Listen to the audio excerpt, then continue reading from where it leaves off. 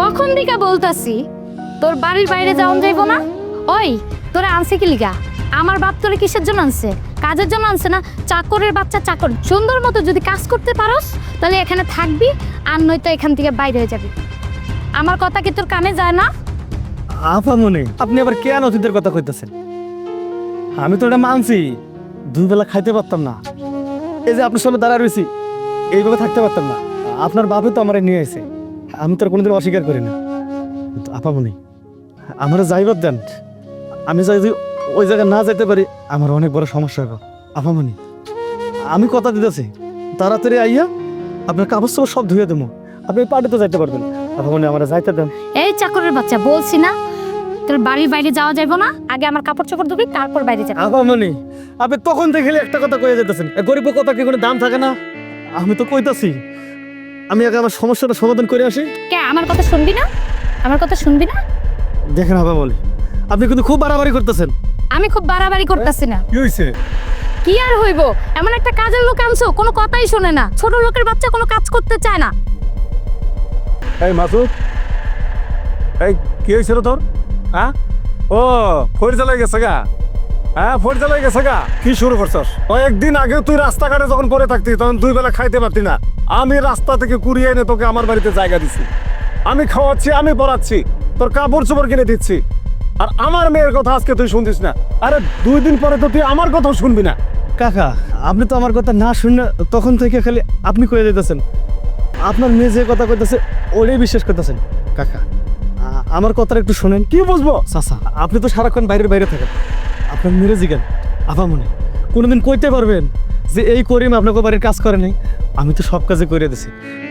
ও চাচা, আমার না খুব সমস্যা, আমি যামু আর আমু। আমি যদি ওই জায়গায় না যাই, আমার বিরাট বড় সমস্যা হবে চাচা, আমার যাইতে দেন না। ও, বুঝতে পারছি, গায়ের মধ্যে চর্বি জমছে। হ্যাঁ, চর্বি জমছে। ঘাড় ধরে যখন বাড়ি থেকে বের করে দিব, তখন বুঝতে পারবি। রাস্তায় রাস্তায় পরে থাকবি, 2 বেলা খাবার পাবি না, মাসে উষ্টা নাপতি দিব, তখন বুঝতে পারবি যে রাস্তাঘাটে যখন পইরে আসিলি, তখন তোর কেউ বাইরে ছিল না। আর এখন এক জায়গায় না গেলে তোর বিরাট সমস্যা হয়ে যাবো গা। তার মানে তোর এখন লোকজন, আত্মীয় স্বজন সব কিছুই বাইরেছে, তাকর দেখ ভালো করতে হবো। তাহলে আমার বাড়ির থেকে বাইরে যায়, তারপরে তাকর দেখ ভালো কর। হ্যাঁ, আপনি ঠিক কথা কইছেন। আপনার বাড়ি থেকে বের হয়ে যাবো, আপনার বাড়ি থেকে বের হওয়া যাবো এই জন্যে, এই পৃথিবীতে আমার আপন বলতে কেউ নাই, আছে শুধু একটা মা। সেই মাটা এতদিন আমার অনেক অসুস্থ ছিল, আপনাকে আমি কোনোদিন কই নাই। কেন কই নাই জানেন? কারণ আপনারা শুনবেন না, আপনারা সবসময় আপনাদের কাজ নিয়ে থাকবেন। এই যে আপনার মেয়ে ছোট্টবেলা থেকে বিলাসিতা, সে বিলাসিতার মাঝে বড় হয়েছে। আমগো মতো চাকরের কথা তার কি কানে যাইব? যাইব না।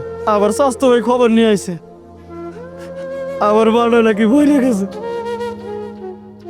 এই পৃথিবীতে মা ছাড়া কেউ নাই।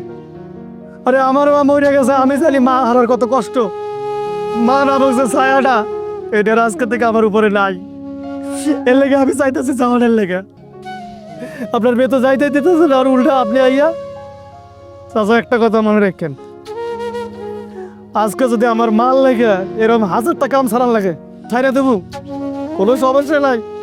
একটা মানুষ পৃথিবীতে জন্ম নেওয়ার আগে ওই আল্লাহ তাআলা নাকি 50 বছর আগে খাওয়ান দিছে।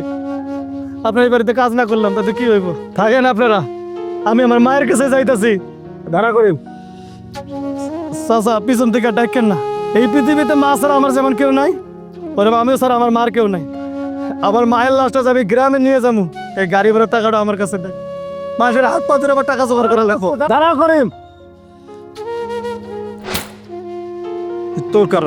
তোর কারণে এই ছেলেটা আজকে এখান থেকে চলে গেল।